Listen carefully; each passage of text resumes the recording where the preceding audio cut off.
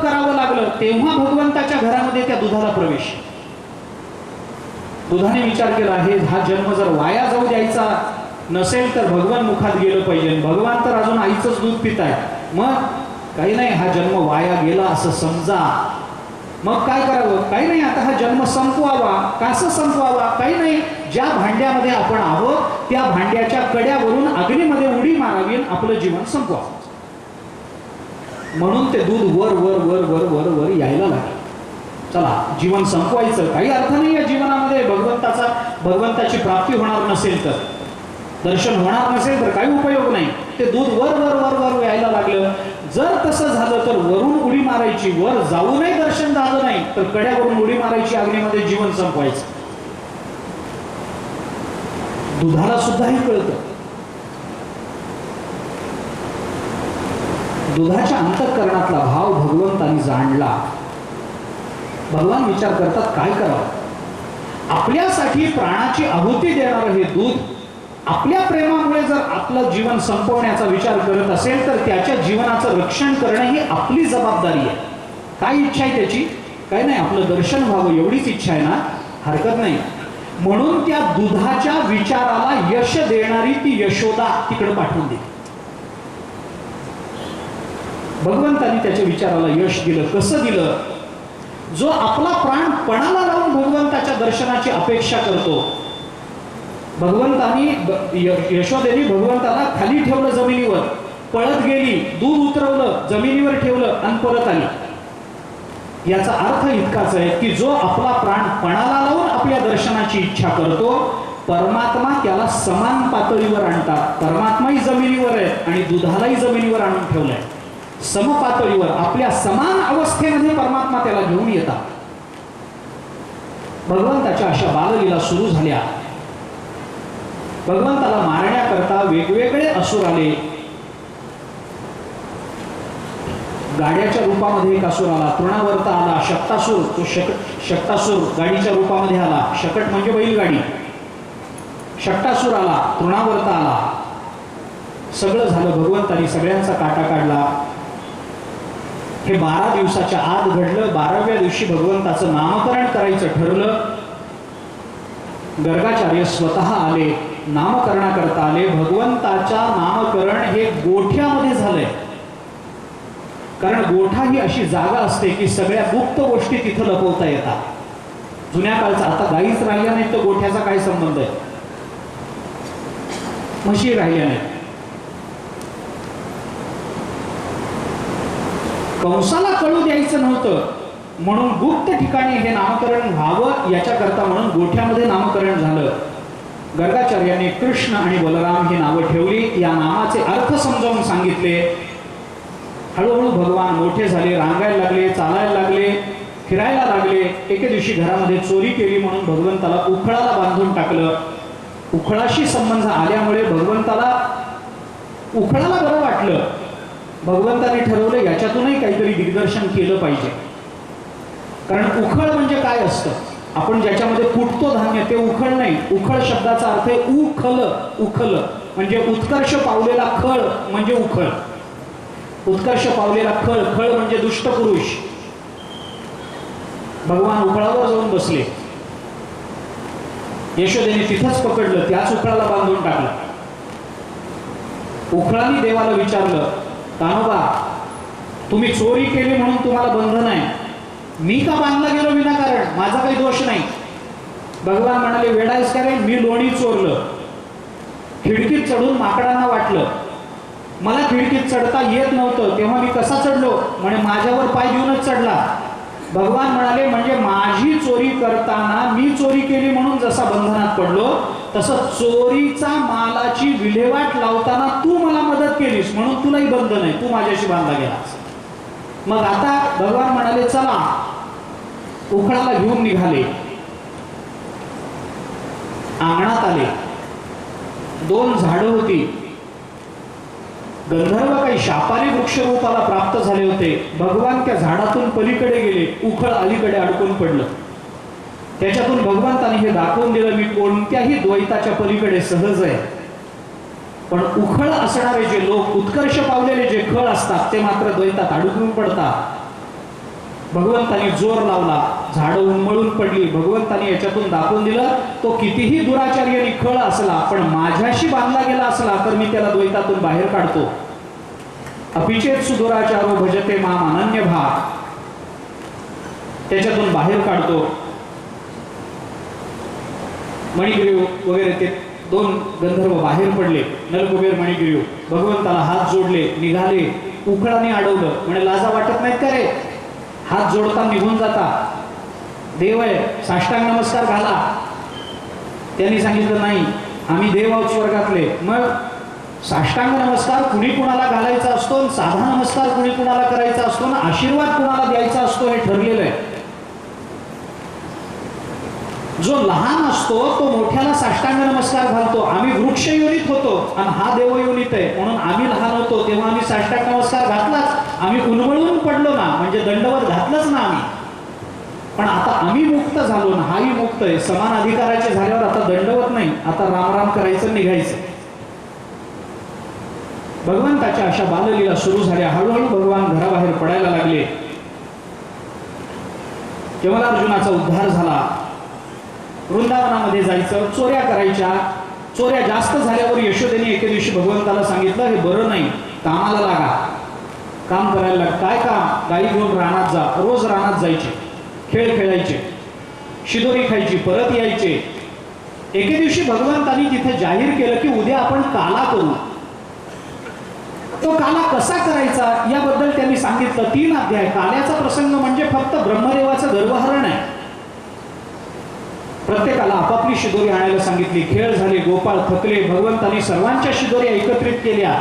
गोपाळांची कमलपुष्पासारखी रचना केली. मध्यभागी उभे राहिले. सर्वांच्या हातावर काल्याचा प्रसाद दिला. बोटाच्या पाठीमधून चटण्या लोणची वगैरे दिली. नर्म विनोदानं सर्वांच्या चेहऱ्यावर हास्य निर्माण केलं. आकाशातले देवादिक सुद्धा हा प्रसंग बघण्याकरता तिथं प्रकट झाले. व्यास महर्षींनी भगवान शुकाचार्यांनी त्याचं वर्णन केलंय.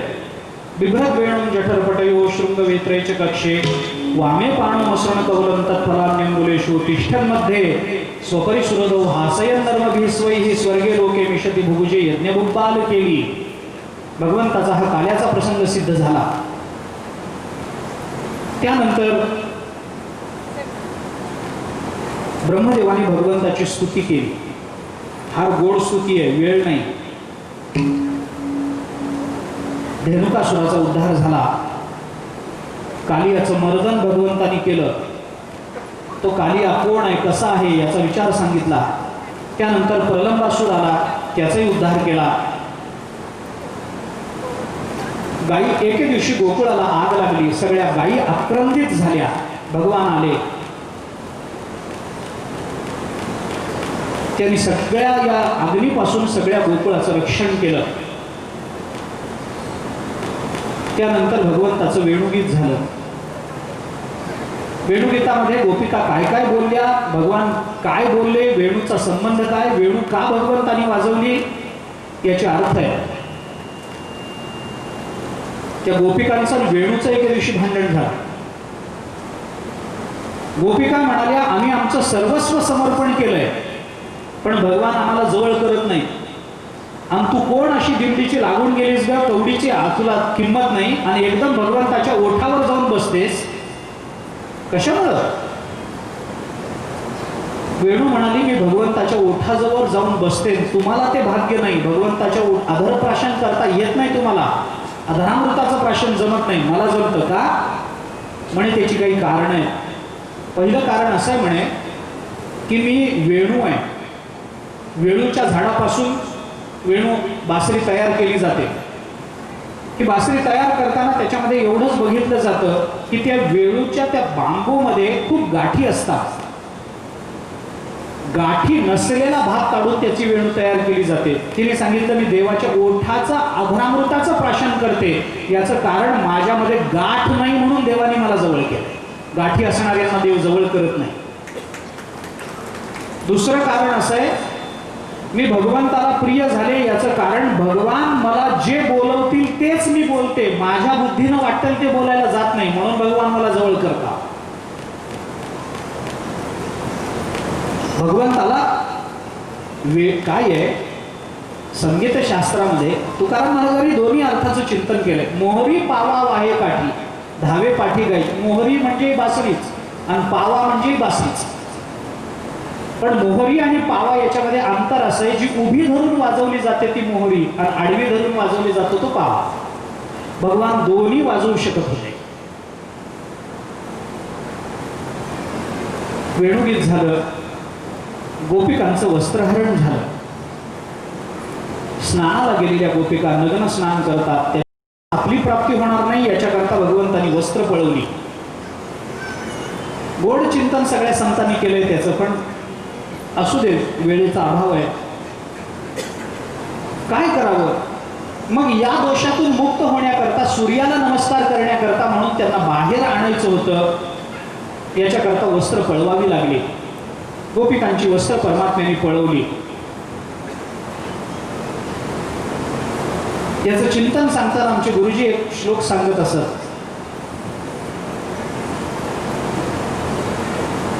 दासोहम इतिया बुद्धी पूर्वमासी जनार्दने दाकारो अपरतस्तेन गोपी वस्त्रापहारिणा. आपण भगवंताचे दास आहोत असं माणसाने वारंवार म्हणावं. दासोहम दासोहम दासोहम अशीच भावना ठेवावी. याच्याने काय होतं, अशी भावना, दासोहम अशी भावना ठेवली की गोपिकांची वस्त्र पळवण्याची, चोरण्याची सवय लागलेला परमात्मा येतो आणि चोरायचीच सवय आहे म्हणून दासोहम मधला दा चोरून घेऊन जातो आणि आमच्याकरता सोहम अवस्था ठेवतो. दासोहम मधला दा तो चोरून नेतो. दाकारो अपहृतस्तेन गोपी वस्त्रापहारिणा. वस्त्रहरण झालं. भगवान वृंदावनात गेलेले असताना एक दिवशी गोपाळांना भूक लागली जास्त. या निमित्तानं भगवंतांनी यज्ञपत्न्यांवर कृपा केली. यज्ञ करणारे ब्राह्मण, त्यांच्या पत्न्यांना भगवंताविषयी अत्यंत जिव्हाळा, प्रेम होतं. कारण गोकुळातल्या गोपिका दूध घालायच्या निमित्तानं त्यांच्या घरी जात असत आणि दूध घालता घालता त्यांना भगवत चरित्र सांगत असत. ते चरित्र ऐकून ऐकून भगवान श्रीकृष्णांच्या चरणकमलाची प्राप्ती व्हावी अशी अपेक्षा होती. भगवंतांनी ती अपेक्षा त्या निमित्तानं पूर्ण केली. दरवर्षी गोकुळामध्ये इंद्रयज्ञ होत असे, इंद्रयाग होत असे. इंद्रयागाची वेळ आली, सगळी तयारी झाली. भगवंतांनी सांगितलं इंद्रयाग करायचा नाही. का? अरे आपल्याला सांभाळणारा इंद्र नाही आहे, आपल्याला सांभाळणारा हा गोवर्धन आहे, जो आपल्या गायींना चारा देतो. गायी पुष्ट होतात आणि दूध देतात म्हणून आपला निभाव लागतो. इंद्राचा काही संबंध नाही. इंद्रयाग देवाने बंद केला. गोवर्धन याग करायला सांगितला. इंद्र रागावला. संवर्तक मेघांना आज्ञा केल्यामुळे त्या संवर्तक मेघांनी या गोकुळावर खूप वर्षाव केला. या मेघांचं वैशिष्ट्य असं आहे, संवर्तक मेघांचं, या मेघातून सुटणाऱ्या धारेचा विचार करताना, पावसाची जी धारा पडते ती सामान्य मेघातून थेंब थेंब पडते, पण संवर्तक मेघ असे मेघ आहेत की ज्या मेघातून पडणाऱ्या धारेचं वर्णन करताना हत्तीच्या सोंडे एवढी एक धार असते असं वर्णन आलं. गोकुळ बुडायला लागलं. सगळे गोपाळ भगवंताकडे गेले. भगवंताने आपलं सुदर्शन चक्र त्याला आज्ञा केली आणि भगवंताने सांगितलं, ज्या गोवर्धनाची पूजा आपण केली तोच आपलं रक्षण करेल, चला गोवर्धनाच्या पायथ्याशी. भगवान गोवर्धनाच्या पायथ्याशी गेले आणि भगवंताने गोवर्धनाला हात घातला. गोवर्धन अलगद आपल्या करांगुळीवर उचलून धरला. भागवताने त्याचं चिंतन करताना सांगितलंय, गोवर्धन कसा उचलला. भागवतांनी सांगितलं, एखादं लहान मूल शाळेत जाताना रस्त्याच्या कडेला उमललेली भूछत्र तोडून आपल्या डोक्यावर धारण करतो, तेवढ्या सहजतेनं भगवंताने गोवर्धन उचलला आणि डोक्यावर धारण केलं. फार प्रयत्न करावे लागले नाहीत भगवंता. गोवर्धनाची ही लीला, ही भागवतातली एक प्रसिद्ध लीला आहे. भगवंतानी ही लीला केली, ही अनेक कारणाकरता केली. इंद्राचा अभिमान हरण करायचाच होता, पण आपल्या उपजीविकेच्या साधनेबद्दल आपल्या अंतःकरणामध्ये प्रेम आणि आदर असला पाहिजे, हे भगवंतानी याच्यातून शिकवलंय. आपण जे काम करतो ते ऑफिसमधलं असेल, आपल्या उद्योगधंद्यातलं असेल, आपल्या शाळेतलं असेल, अथवा आपण स्वयंपाकघरात काम करत असू, आपल्याला जे काम मिळालेलं आहे त्या साधनेवर, त्या कामावर आपलं प्रेम असलं पाहिजे. प्रेमाने काम केलं की कामाचा ताण जाणवत नाही. प्रेमाने आपण विद्यार्थ्यांना शिकवायला लागलो, शिक्षकांना कधीही शिकवण्याचा कंटाळा येत नाही. प्रेमाने विद्यार्थी शिकायला लागले, विद्यार्थ्याला अभ्यासाचा कंटाळा येत नाही. तसं भगवंताने दाखवून दिलं, गोवर्धन आपल्या उपजीविकेचं साधन आहे, तर त्याच्यावर प्रेम करता आलं पाहिजे. याच्याकरता म्हणून भगवंताने ही लीला रचली. भगवान शुकाचार्यांनी सांगितल्याप्रमाणे हा पाऊस बंद झाला, ढग निघून गेले, सूर्य दिसायला लागला आणि भगवान श्रीकृष्ण आपल्या सहकार्यांना म्हणाले, निर्यात त्यजत त्रासम गोपाहा शस्त्री धनार्भका उपारतम वातवर्षम युद्धप्रायाश्च निम्नगाहा.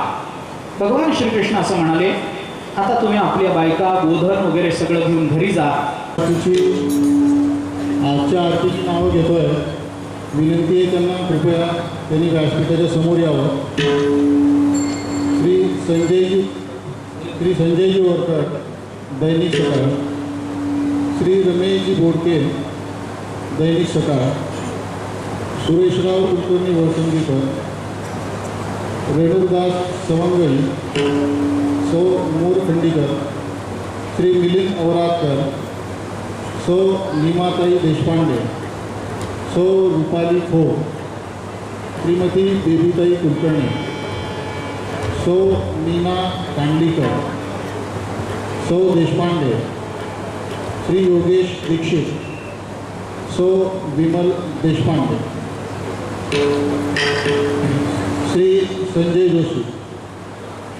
या सर्वांना विनंती आहे व्यासपीठाच्या समोरील बाजूस आरतीसाठी सपत्नी उपस्थित व्हावं. धन्यवाद.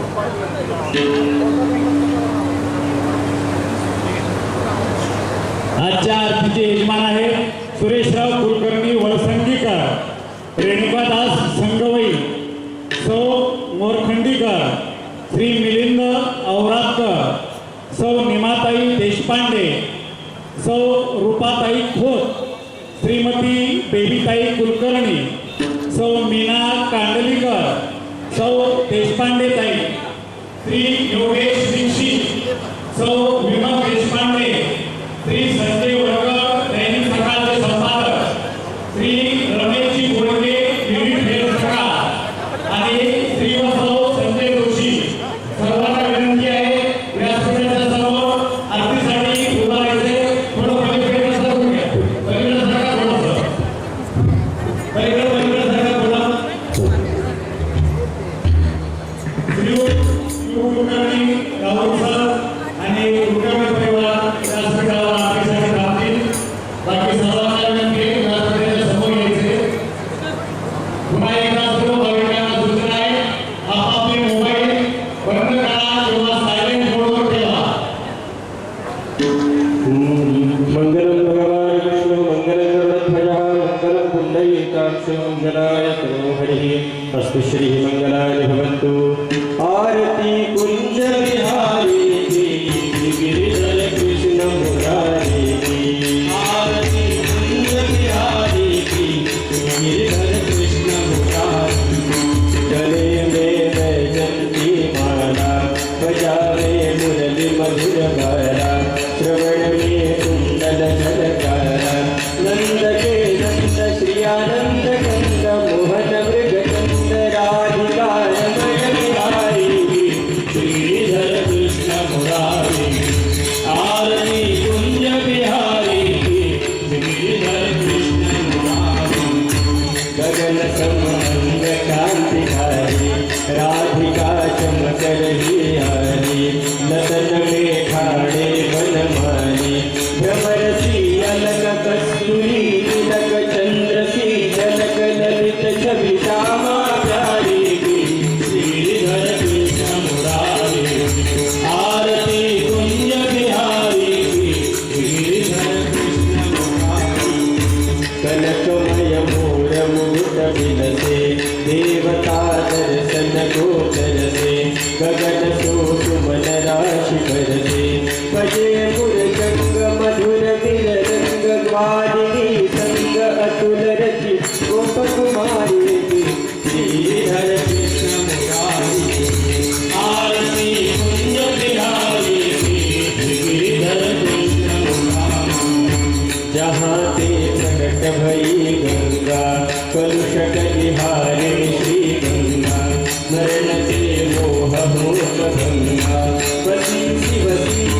टाके बीज हरे अगति चरण छवि श्री बनवारी की श्रीधर कृष्ण मुरारी आरती कुंज बिहारी श्रीधर कृष्ण मुरारी चमकती उज्ज्वल कटरेणु गजर ही वृंदावन वेणु चहुदिश गोपी बाल धेनु हसत मृदु मंद चांदनी चंद कटत भवतन तेर सुन दीन भिखारी श्रीधर कृष्ण मुरारी आरती कुंज बिहारी श्रीधर कृष्ण मुरारी आरती निगम वृक्ष सारा भागवत सूज्ञावतारा नारद कथा साधु श्रवणी परीक्षित भवला शुक चरणी विरागे सदुत्याग करुणी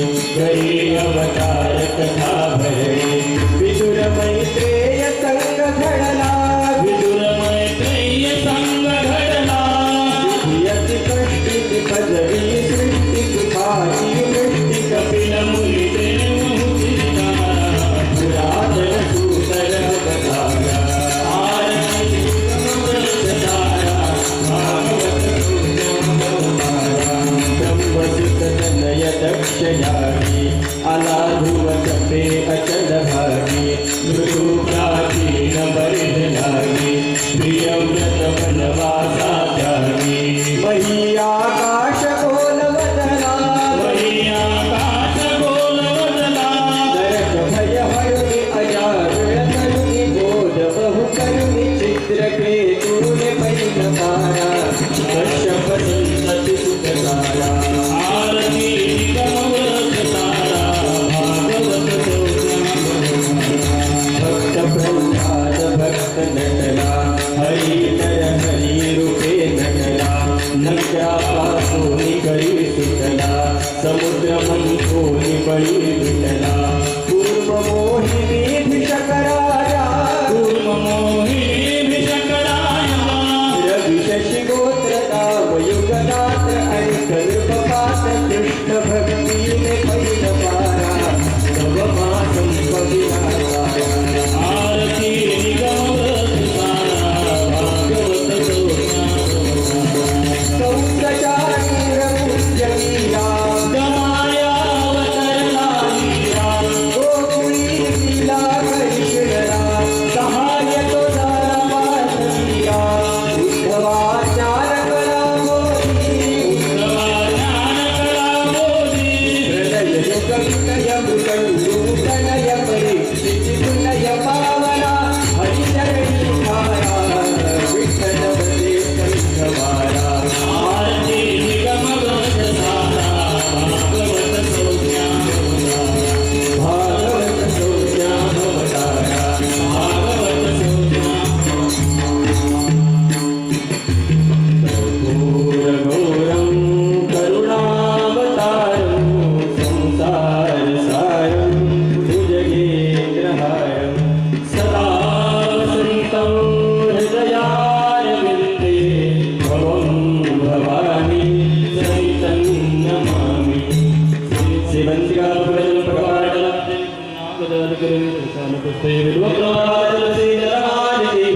स्वां पूजयामि जगदीश्वरमे प्रसीद नारायणाय विद्महे वासुदेवाय धीमहि तन्नो विष्णुप्रचोदयात् पुष्पं समर्पयामि गोपाल कृष्ण भगवान की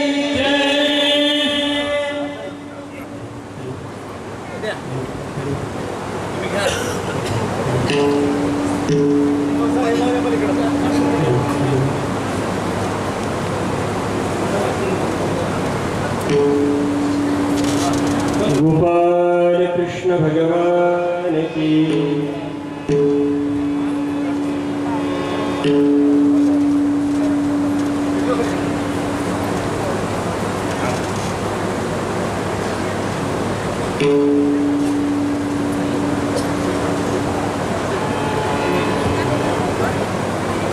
आपल्या आरतीच्या पुस्तिकेमध्ये असणारं श्री कृष्णाष्टक आपण आज म्हणणार आहोत. सर्वांनी सोबत म्हणा.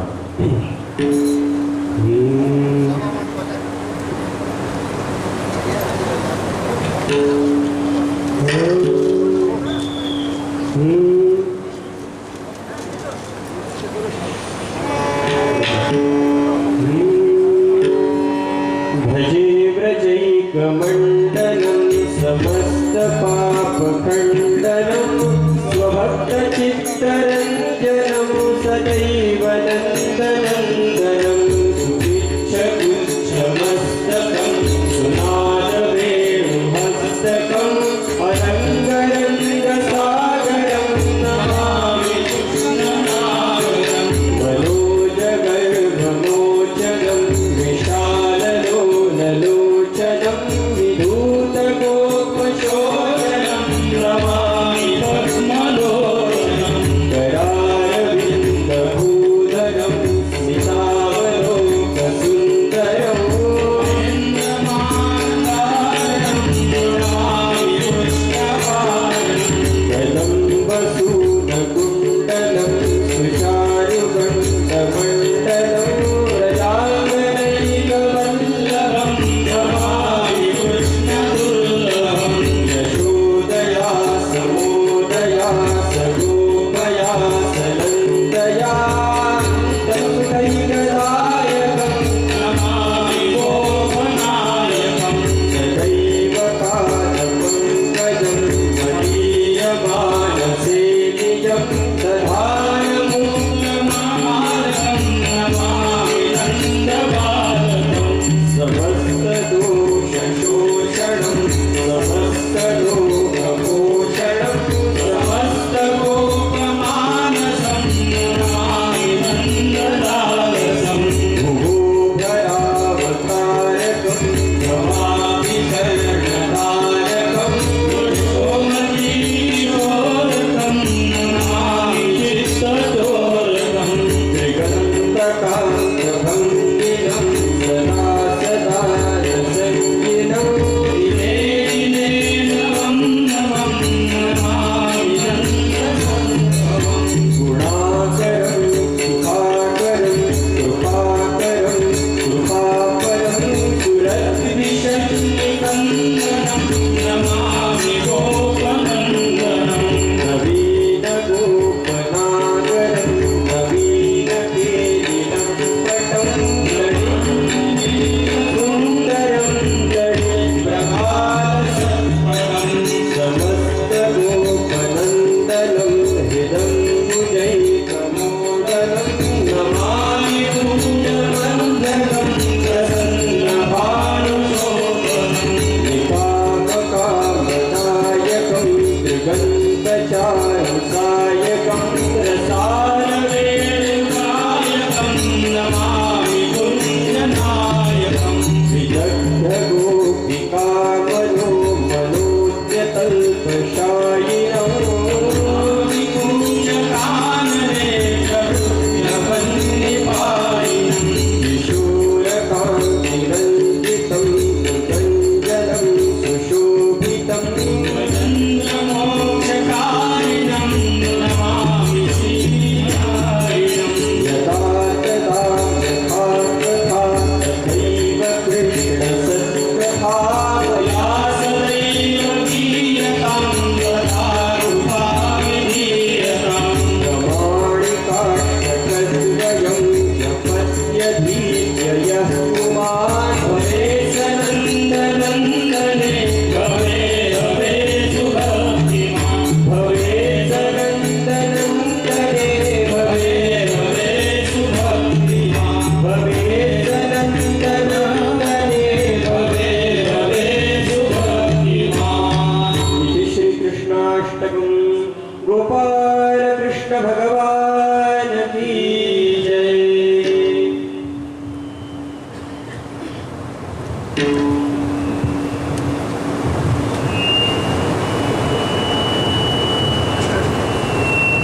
कुंडलीकवरदा हरिविठ्ठल श्री ज्ञानदेव तुकाराम. ओम नमो परमहंसा स्वादित चरणकमलचिन्मकरंदाय भक्तजनमानसनिवासाय श्रीरामचंद्राय वागीशायस्य वदने लक्ष्मीर्यस्य च वक्षसि यस्यास्ते हृदये संवित्तं नृसिंहं भजे. समचरणसरोजं सान्द्रनीलाम्बुदाभं जगन्निहितपाणिं मण्डनं मण्डनानां तरुणतुलसीमालां कन्धरं कञ्जनेत्रं सदयधवलहासं विठ्ठलं चिन्तयामि वंशीविभूषितकरान्नवनीरदाभा पीताम्बरावरुणबिम्बफलादहोष्ठा पूर्णेन्दुसुन्दरमुखादरविन्दनेत्रा कृष्णात्तरं किमपि तत्त्वमहं न जाने सच्चिदानन्दरूपाय विश्वोत्पत्त्यादिहेतवे तापत्रयविनाशाय श्रीकृष्णाय वयं नमः। जन्माद्यस्य यतोऽन्वयादितरतश्चार्थेष्वभिज्ञस्वराट् तेने ब्रह्महृदाय आदिकवये मुह्यन्ति यत्सूरयः तेजो वारिमृतां यथा विनिमयो यत्र त्रिसर्गो मृषा धाम्ना स्वेन सदा निरस्तकुहकं सत्यं परं धीमहि यदक्षरमनाख्येयम् आनन्दमयकेवलं श्रीमन्निवृत्तिनाथ इति ख्यातं दैवतमाश्रयेत्। नमामि सद्गुरुं शान्तं सच्चिदानन्दविग्रहं पूर्णब्रह्मपरानन्दम् ईशं आळन्दिवल्लभम्। नमो सद्गुरु तुकया ज्ञानदीपा नमो सद्गुरु सच्चिदानंदरूपा नमो सद्गुरु भक्तकल्याणमूर्ती नमो सद्गुरु भास्करा पूर्णकीर्ती गुरुर्ब्रह्मा गुरुर्विष्णू गुरुर्देवो महेश्वरः गुरुस्साक्षात् परब्रह्म तस्मै श्रीगुरवे नमः। आदिनाथं च मत्स्येन्द्रं गोरक्षं गैनीं तथा निवृत्तिं ज्ञानदेवं च देवं चूडामणिं नमः। अखंडानंदरूपाय सविज्ञानप्रदायिने भगवद्भान्तदिनेशाय गुण्डाक्षगुरवे नमः। हरिं गुण्डागुरुं चैव नारायणं गुरुं तथा महीपतिं च गुण्डाख्यं भानुदासं गुरुं नमः। कुण्डलीकवरदा हरिविठ्ठल श्री ज्ञानदेव तुकाराम। दशमस्कंधाचा आपण विचार करतो आहोत। भागवताचा दशमस्कंध हा भगवान श्रीकृष्णांच्या लीला सांगणारा स्कंध आहे। नवम स्कंधामध्ये सर्व भक्तांची चरित्र आली। त्या स्कंधाला ईशानकथा असं नाव दिलं गेलेलं असलं तरी सुद्धा त्याच्यामध्ये सांगितलं गेलेलं चरित्र हे मात्र सर्व संतांचं चरित्र आहे। भक्ती कोणत्या स्वरूपाची असावी, भक्तीच्या नेमक्या व्याख्या काय होतात, ती भक्ती कुणाकुणाच्या चरित्रात कोणकोणत्या रूपानं प्रकटते आणि भक्ताच्या अंतःकरणामध्ये भगवंताच्या संबंधाने कोणकोणत्या वेगवेगळ्या भावावस्था निर्माण होतात हे सांगणारा नववा स्कंध आहे। भक्तीचा विशेषत्वाने विचार तिथं आला, भक्तीचं अंतःकरणात होणारं प्राकट्य तिथं सांगितलं गेलं, भक्तीचं रूप सांगितलं गेलं, भक्तीचं स्वरूप सांगितलं गेलं आणि त्याच्यातून भक्तांच्या चरित्रातून ती भक्ती आणि भगवंताच्या संबंधानं असणारा भाव तो नवव्या स्कंधामध्ये प्रकट झाला। भक्तिप्रधान असे हे दोन्ही ग्रंथ आहेत, दोन्ही स्कंध आहेत। नववा स्कंध काय, 10वा स्कंध काय, दोन्हीकडे भक्तीच आहे। पण भक्ताच्या अंतःकरणात असणारी भक्ती हा जसा एक विशेष भाव तिथं प्रकट झाला तशा 10व्या स्कंधामध्ये सुद्धा भक्तीचाच विचार आला।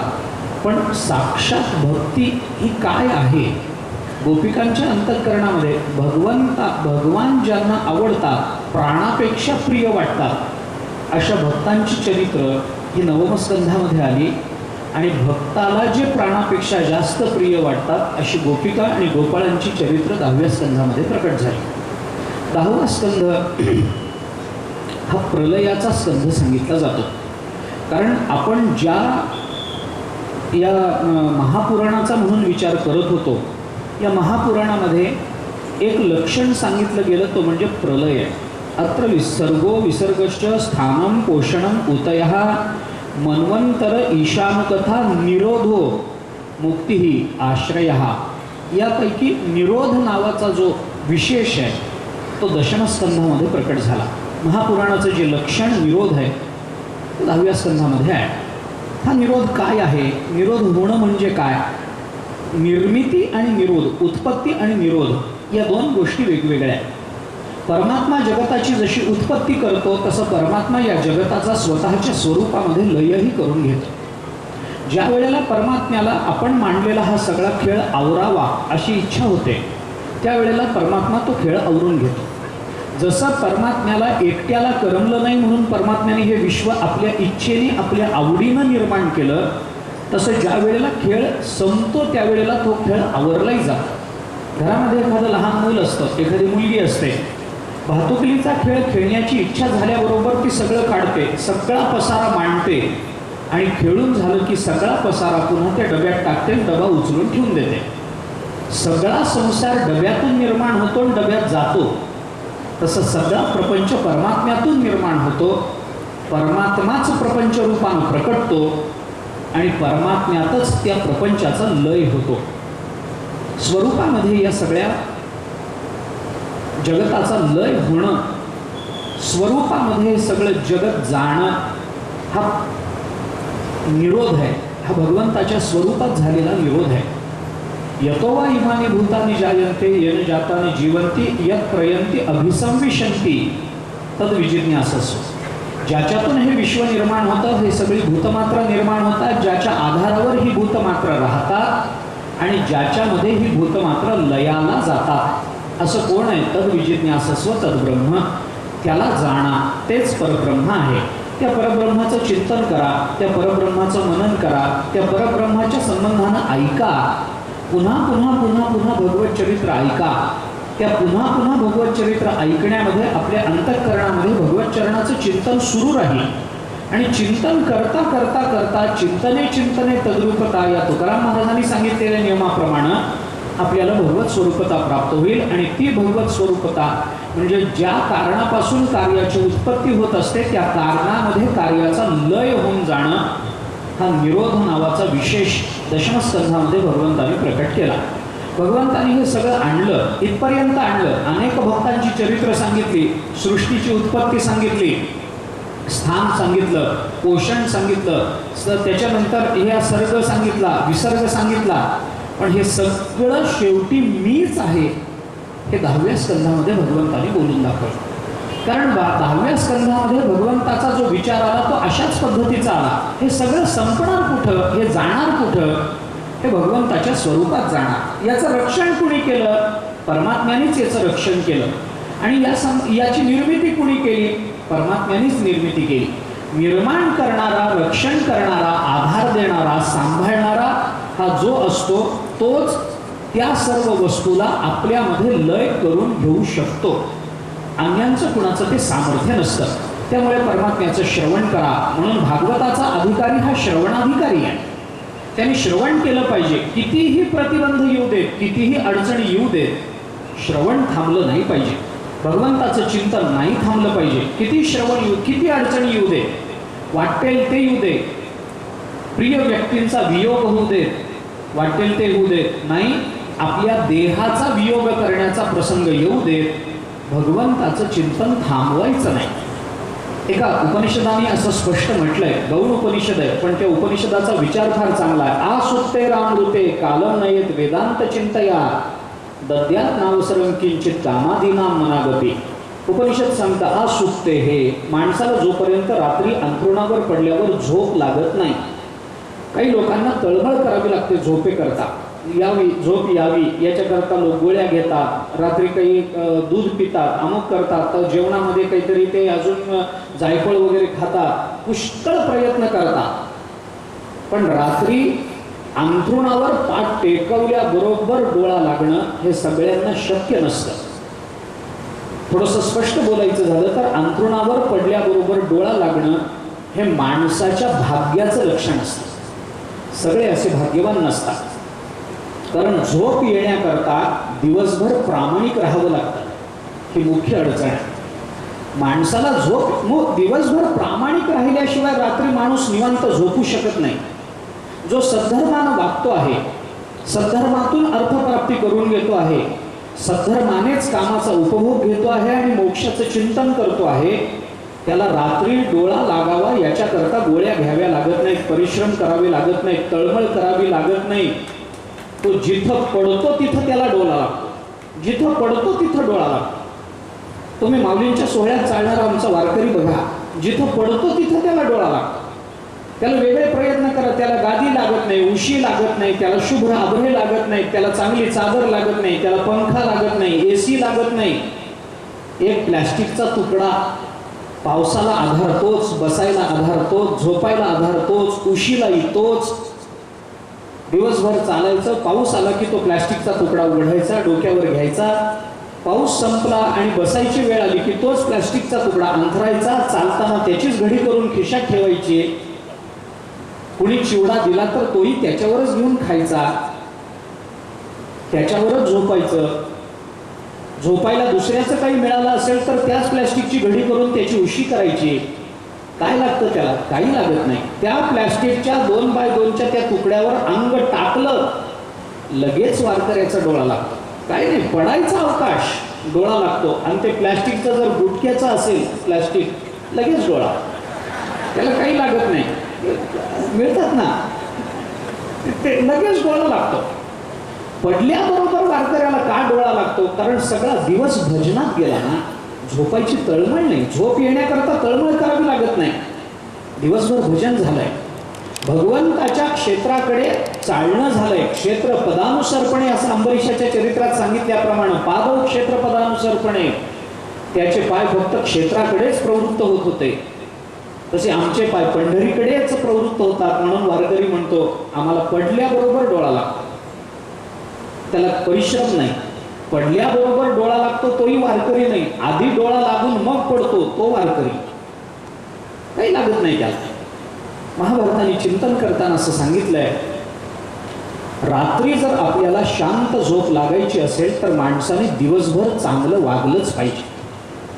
दिवसे नैव तत्कुर्यात येन रात्रौ सुखम वसेत, अष्टमासेन तत्कुर्यात येन वर्षा सुखम वसेत, यावत जीवेन तत्कुर्यात किंवा पूर्वे वयसी तत्कुर्यात येन वृद्धा सुखम वसेत, यावत जीवेन तत्कुर्यात येन प्रेत्य सुखम वसेत.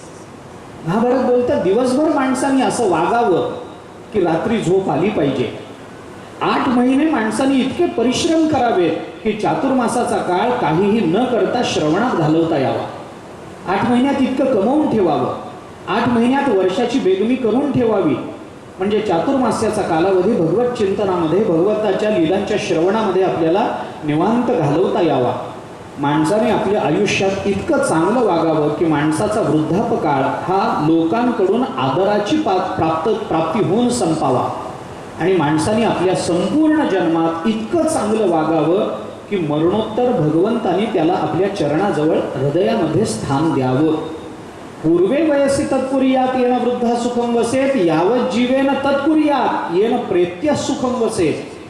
मरणोत्तर जीवन आपण आपलं चांगलं गेलं पाहिजे, सुखानं झोपता आलं पाहिजे. हे सगळं कशा करता सांगितलं? उपनिषद आपल्याला असं सांगतं, आसुप्ते हे, जोपर्यंत माणसाला डोळा लागत नाही, आमृते हे, जोपर्यंत मरण येत नाही. अंथरुणावर पडल्याबरोबर जोपर्यंत डोळा लागत नाही आणि जन्माला आल्यानंतर जोपर्यंत मरण येत नाही तोपर्यंत माणसाने काय करावं? कालम नयेत वेदांत चिंतया, माणसाने आपला काळ वेदांताच्या चिंतनामध्ये घालवावा. अंथरुणावर पडल्याबरोबर डोळा लागत नाही ना, हरकत नाही, भगवंताच्या लीला आठवाव्यात, भगवंताचं नाम आठवावं, भगवंताने गोकुळामध्ये काय काय केलं, लोणी कसं चोरलं आठवावं, भगवंताचं स्वरूप काय आहे, कोणी भगवंताला कोणकोणत्या रूपामध्ये कोणकोणत्या शब्दामध्ये वर्णिलेलं आहे त्या शब्दाचं चिंतन करावं, भगवंताचं स्वरूप आठवावं, वेदांताचं चिंतन करावं.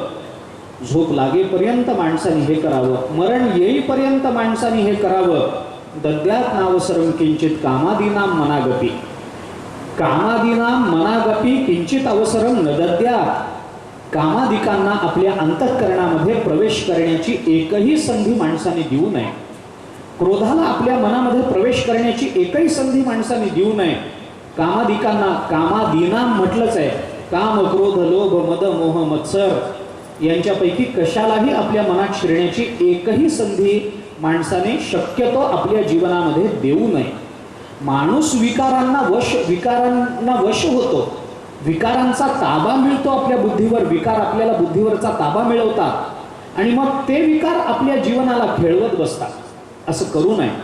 जर पाहिजेच असेल तर त्या विकारांवर आपण ताबा मिळवावा, त्या विकारांना योग्य मर्यादेत आपण बाहेर ठेवावं आणि आपलं मन ते मात्र फक्त भगवत चिंतनाकरता रिकामं ठेवावं.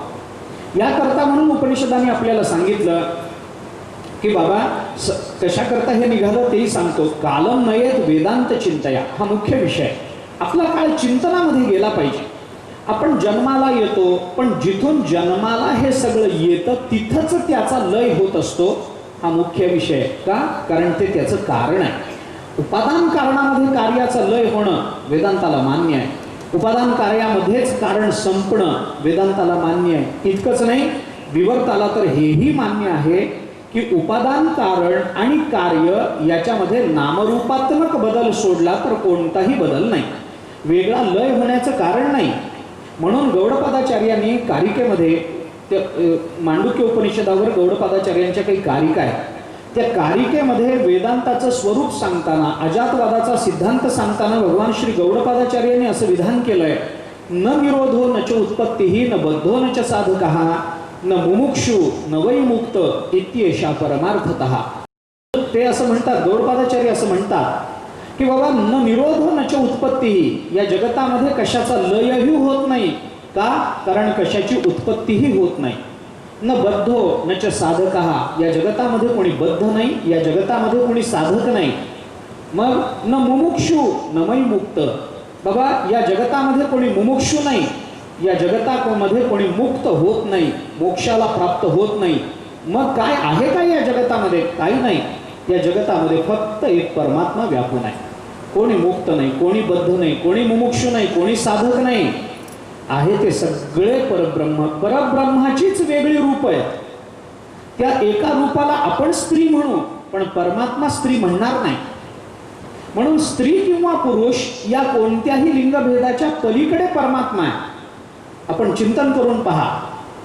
आणि यासाठी म्हणून विवर्तवादाने हा विचार स्वीकारला की कारण आणि कार्य याच्यामध्ये उपादान कारणापासून कार्याची उत्पत्ती होणं म्हणजे कारणाला नामरूपात्मक वेगळे संदर्भ मिळणं. कारण तेच, त्याच रूपात फक्त वेगळं नाव आणि वेगळं रूप एवढंच त्यांना त्याला मिळतं. आणि त्या वेगळ्या नामरूपाच्या प्राप्तीमुळं त्याच कारणाला कार्य समजलं जातं. याच्याकरता आपण दृष्टांतही देऊन आलो. मला आता पुढे जास्त लांबवायचं कारण नाही आहे. ज्ञानोबारांनी कारण कार्याची मीमांसा करताना एकाच चरणामध्ये, एकाच ओवीमध्ये अनेकांचा विचार बाधित करून वेदांताचा विचार कशा पद्धतीनं मांडला आहे, दृष्टांतातून ज्ञानोबारांनी याचं चिंतन केलंय. सगळा विचार सांगण्याचे कारण नाही, पण थोडक्यामध्ये सांगतो. ज्ञानोबारांची एक ओवी आपण लक्षात घ्या. बीजाची जाहले तरू का भांगाराची अलंकारू तैसा मज एकाचा विस्तारू ते हे जग. ज्ञानोबाराय म्हणतात, बीजापासून वृक्ष तयार होतो, ज्या पद्धतीनं सोन्यापासून अलंकार तयार होतो त्या पद्धतीनं माझ्या एकट्यापासून हे सगळं विश्व निर्माण झालेलं आहे. याच्यामध्ये बीजाची जाहले तरू भांगाराची अलंकारू हे म्हणण्यामध्ये बीजाची जाहले तरू इथं सांख्यांच्या सत्कार्यवादातून जो परिणामवाद स्वीकारला गेला किंवा मांडला गेला तो बाधित होतो. कारण बीजाचं तरू होणं म्हणजे त्या तरूला पुन्हा बीज लागणं. आणि ज्ञानोबाराय म्हणतात त्या पद्धतीने सविस्तर वटत्व जैसे बीज कणिके माझी असे, त्या पद्धतीनं ते कारण कार्य पुन्हा कारणामध्ये विलीन होतं. बीजामध्येच त्याचं रूपांतर होत असेल तर सांख्यांना ते मान्य नाही. सांख्य बाजूला होता. भांगाराची अलंकारू, भांगाराची अलंकारू म्हणजे काय? भांगार या शब्दाचा अर्थ आहे भंगार नाही, भांगार असा शब्द आहे, कानडी शब्द आहे. भांगाराची अलंकारू, भांगार या शब्दाचा अर्थ आहे सोनं. सोन्याचाच अलंकार होतो म्हणजे सोनच अलंकार दशेला येतं. याच्यामध्ये चार्वाकांनी मांडलेल्या भौतिकवादाचं आपोआप निराकरण होतं. वेगळं काही नाही. एका माणसापासून स्वतंत्र दुसरा माणूस तयार होतो असं जर भौतिकवाद मानत असेल तर ज्ञानोबाराय म्हणतात एकापासून दुसरं तयार झालं नाही, एकच दुसऱ्या रूपाला प्राप्त झालं.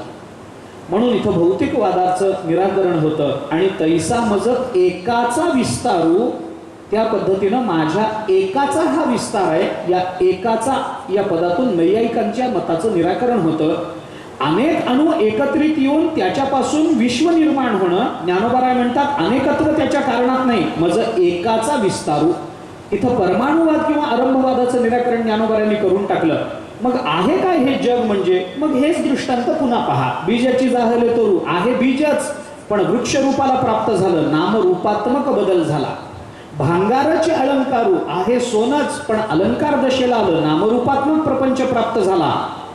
त्या पद्धतीनं माझ्या एकट्याचा विस्तार म्हणजे हे जग असेल तर आहे तो मी एकच, फक्त मला विश्व हे नाव प्राप्त झालं आणि डोंगर दर्या नद्या पर्वत वगैरे वगैरे रूपानं मी प्रतीत व्हायला लागलो. नामरूपात्मक बदल घडला, एवढाच त्याचा अर्थ मानला पाहिजे.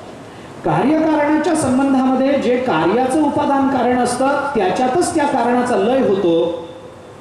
हा जर विचार आपण लक्षात घेतला तर संबंध या विश्वाची निर्मिती, या विश्वातल्या जीवांची निर्मिती, त्या जीवांचं रक्षण पोषण, त्या जीवांच्या कर्म आणि कर्म वासना या सगळ्यांचा लय जर कुठं होत असेल तर तो परब्रह्म स्वरूपामध्ये होतो. हे दाखवण्याकरता दशमस्कंधाचा आविष्कार भागवतामध्ये झालेला आहे. याच्यामध्ये भगवान श्रीकृष्ण सोडून दुसरं काहीही नाही. काही कोणी कुठेही कसंही जरी दिसत असलं तरी ते सगळं भगवत स्वरूपच आहे. आपण गोकुळातलं चिंतन करून पहा. धर्मसम्राट श्री कर्पात्रीजींनी एका विचारामध्ये असं मांडलंय की परमात्मा अवताराला येतो म्हणजे एकटा परमात्मा अवताराला येत नसतो. मग परमात्म्याबरोबर परमात्म्याचा लोकही अवताराला येतो. परमात्म्याबरोबर परमात्म्याचं रूप धारण करणारे ज्यांना ज्यांना भगवंताचं रूप प्राप्त झालेलं आहे त्या पद्धतीनं स्वरूपतेला प्राप्त झालेले तेही अवताराला येत असतात. सलोकता झाली, स्वरूपता झाली, या चारही मोक्षांचा अवतार इथं होतो. परमात्मा येतो, सगळाच अवतार. म्हणजे गोवर्धनाचा सुद्धा गोवर्धन रूपानं अवतार झाला, गोपिका सुद्धा अवताराला आल्या, यमुना सुद्धा यमुनेचा सुद्धा अवतार मानावा लागला. एकट्या भगवान श्रीकृष्णाचा अवतार नाही, नंद आणि यशोदेचा अवतार मानावा लागतो, पेंद्याचा अवतार मानावा लागतो. भगवंताचे जे जे सगळे सखे, श्रीदाम्याचा अवतार आहे, सुदाम्याचा अवतार आहे, हे सगळे भगवंताचे अवतार मानावे लागतात. आपण सुरुवातीला बोललो त्या पद्धतीनं ही यमुना म्हणजे भगवंताचा तीर्थरूप अवतार आहे, गोवर्धन म्हणजे परमात्म्याचा पृथ्वीरूप अवतार आहे, यमुना आपरूप अवतार आहे. पृथ्वी आप तेज वायू आकाश या सगळ्या रूपानं परमात्माच प्रकटतो. कारण परमात्म्यापासून ज्या वेळेला विश्वनिर्मिती होते त्यावेळेला प्रकृतीचं साह्य जर परमात्म्याला घ्यावं लागत असेल तर ती प्रकृती काय करते याचा विचार केला पाहिजे.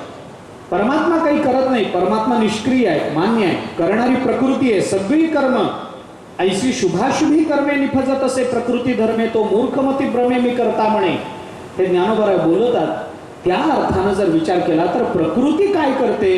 प्रकृती काहीच करत नाही, फक्त आहे त्या एका परमात्म्याला आपल्याला विश्वरूपानं दाखवते. एवढंच प्रकृतीचं तशा अर्थाने कार्य आपल्याला मानलं पाहिजे.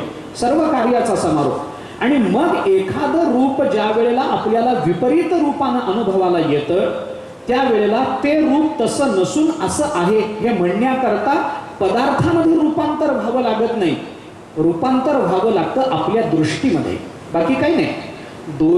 दोरीवर ज्या वेळेला सर्पभ्रम होतो त्यावेळेला ती दोरी आहे हे कळण्याकरता त्या दिसलेल्या सर्पाला दोरी व्हावं लागत नाही. हा सर्प नाही एवढंच आमच्या दृष्टीला कळावं लागतं.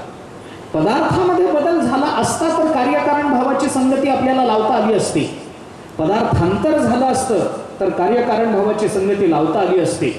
पण रज्जूवर ज्या पद्धतीनं सर्पभ्रम होतो त्या पद्धतीनं परमात्म स्वरूपावर ब्रह्मस्वरूपावर या जगताचा भ्रम होतो.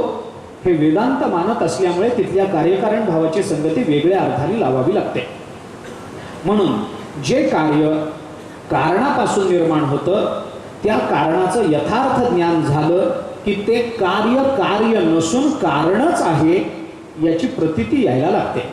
म्हणून ज्ञानानं काय होतं, कार्याची कार्यदशा लक्षात न येता किंवा त्याची प्रतीती न येता आम्हाला स्वरूपानं त्याची प्रतीती यायला लागते. म्हणून कारणाचं ज्ञान झालं, अधिष्ठानाचं ज्ञान झालं की अध्यस्त हे अधिष्ठान रूप असतं हे आपल्याला कळून जातं. वेदांतांनी तसं चिंतन केलंय. अध्यस्त पदार्थाची निवृत्ती होणं म्हणजे काय आहे? वृत्ती प्रभाकरानं त्या संबंधामध्ये सांगितलं, अध्यस्त पदार्थ की निवृत्ती अधिष्ठान रूप होवे आहे. संपलं, एवढंच विधान आहे. अध्यस्त पदार्थाची निवृत्ती अधिष्ठान रूप असते. दोरीवर सर्पभ्रम झाला, माणसाला आरडाओरडा केला, कुणीतरी आलं, अरे दाखवा साप कुठे आहे, आम्ही काठी आणली, दाखवा कुठे आहे साप, दाखवा. त्यांनी जवळ बरोबर कंदील आणला होता, काही विजेरी बॅटरी वगैरे आणली होती, प्रकाश टाकला. टाकल्यावर जवळ जाऊन बघतात, अरे साप नाही, दोरी आहे. हातात उचलली, अरे दोरी आहे, काही नाही, घाबरण्याचं कारण नाही. साप जाणवला होता की नाही? जाणवला होता. का? भ्रमकाळ होता म्हणून जाणवला होता. आपण त्याची फार चर्चा करायला नको. निद्रिता चेवो नये तव स्वप्न साचवला हे रज्जू नेणता सापाबी हे विस्मोकवण, हे ज्ञानोबराय बोलतात की नाही. भ्रमकालामध्ये भ्रामक वस्तू जर सत्य रूपानं प्रतीतीला आली तर एकतर त्याला भ्रमकाल म्हणू नका, नाहीतर तिला भ्रामक वस्तू म्हणू नका. भ्रमकालामध्ये वस्तू भ्रमरूपानंच प्रतीतीला येणार, सत्यरूपानं प्रतीतीला येणार नाही. भ्रमकाल गेला, त्यांनी बॅटरी मारली, प्रकाश पडला, भ्रमकाल गेला, काय जाणवलं? अरे हा साप नाही, ही दोरी आहे. मग साप जाणवला होता की नाही? जाणवला होता. कशावरून? हा काय अजून अंगाचा घाम गेला नाही ना, अंगाची थरथर गेली नाही ना अजून, जाणवला होता. मग जाणवलेला साप कुठे गेला? इकडे तिकडे गेला म्हणावं तर कुठं जायला जवळ बीळ नाही. आकाशात गेला म्हणावं तर आकाशात जात नाही. मग दोरीवरचा साप गेला कुठं ज्ञानानंतर? वेदांत त्याला उत्तर देतो, ज्या दोरीच्या अज्ञानामध्ये निर्माण झाला होता त्या दोरीच्या ज्ञानातच निवृत्त झाला. ज्या पदार्थाचं अज्ञान असतं ते अज्ञान त्याच पदार्थाच्या ज्ञानानं निवृत्त होतं, अन्य ज्ञानानं निवृत्त होत नाही. जगताचा भ्रम जर आम्हाला परब्रह्म स्वरूपाच्या अज्ञानानं होत असेल तर परब्रह्म स्वरूपाच्या ज्ञानानंच ह्या विश्वभ्रम निवृत्त होईल, अन्य मार्ग त्याला नाही. याकरता म्हणून कार्यकारण भावाची संगती लावावी आणि कारणापासून कार्य झालं हे साधारण आपल्याला कळावं म्हणून बोलावं, नाहीतर बोलण्याचं कारण नाही. मी आपल्याला थोडं वेगळं बोलतो. वेदांतांनी चिंतन करताना असं सांगितलंय, अध्यारोप अपवादाभ्याम निष्प्रपंचम प्रपद्यते. वेदांताचा नियम असा आहे, ज्या पदार्थाबद्दल कोणत्याही पद्धतीचं चिंतन करता येत नाही अशा ब्रह्मस्वरूपाचं चिंतन करायचं असेल तर काय करावं? काही करू नये. अध्यारोप अपवादाभ्याम, अध्यारोप करा आणि अध्यारोपाचा नंतर अपवाद करा. काही गोष्टी आपल्याला कळण्याकरता काही नसलेल्या गोष्टी गृहीत धराव्या लागतात आणि गृहीत धरलेल्या पदार्थाचं निराकरण केल्यानंतर मग हातामध्ये जे शिल्लक राहतं त्याचं चिंतन करावं लागतं. ऐका, थोडा विचार वेदांताचा आहे, मला कल्पना आहे, पण तरीही मांडला पाहिजे, कारण प्रलय कळण्याकरता मला कार्यकारण भाव सांगणं आवश्यक आहे. हा निरोध कळण्याकरता कार्यकारण भाव सांगणं आवश्यक आहे. दशमस्कंधाचा तो विचार आहे. दशमस्कंधामध्ये सगळीकडे निरोधाचा विचार आहे म्हणून सांगतो. एखादा लहान मुलगा आहे, त्याला 5तून 4 गेले तर किती राहतात हे सांगता येत नाही. त्याला गुरुजी विचारतात, का रे 5तून 4 वजा गेले तर किती? सांगता येत नाही. मग गुरुजी काय करतात? त्याला आधी 5 गोळ्या देतात. 5 गोळ्या देऊन त्याच्या हातातून 4 काढून घेतात आणि काढून घेतल्यावर मग विचारतात, आता तुझ्या हातात किती राहिल्या सांग गोळ्या? मग तो म्हणतो 1. उत्तर आलं. त्याच्या हातामध्ये 5 गोळ्या देणं हा अध्यारोप आहे, त्याच्यातल्या 4 काढून घेणं हा अपवाद आहे. आणि अध्यारोप आणि अपवादानं खाली 1 परब्रह्म शिल्लक राहतं हा सिद्धांत आहे. ऐका, 1 हे उत्तर कळत नाही म्हणून आधी त्याला 5 द्या. आम्हाला 5 जाणायचेच नाही आहेत, आम्हाला जाणायचं 1, पण तरीही त्याला 5 द्या. 5 दिल्यानंतर त्याच्यातलं काढून घ्या. तसं 1 परब्रह्म आम्हाला कळायचं असेल तर आधी विश्वनिर्मिती सांगा. विश्वनिर्मिती सांगितल्यानंतर या विश्वामध्ये तो रमत असेल तर या विश्वाचा लय सांगा. निर्मिती आणि लय कळालं की मग खाली काय उरतं? मग तो म्हणतो ब्रह्म. मग तिथं ब्रह्मज्ञानाचा विचार आहे. अध्यारोप अपवादाभ्याम निष्प्रपंचम प्रपद्यते या वेदांताच्या नियमानं चालायचं असेल तर आतापर्यंतच्या 9 स्कंधामध्ये अध्यारोप आहे आणि दशम स्कंधामध्ये त्याचा अपवाद केलेला दिसून येतो. म्हणून एकादश स्कंधामध्ये एकत्वाचं चिंतन उद्धवाला भगवान विस्तारानं सांगतात. कारण एकादश स्कंधाचा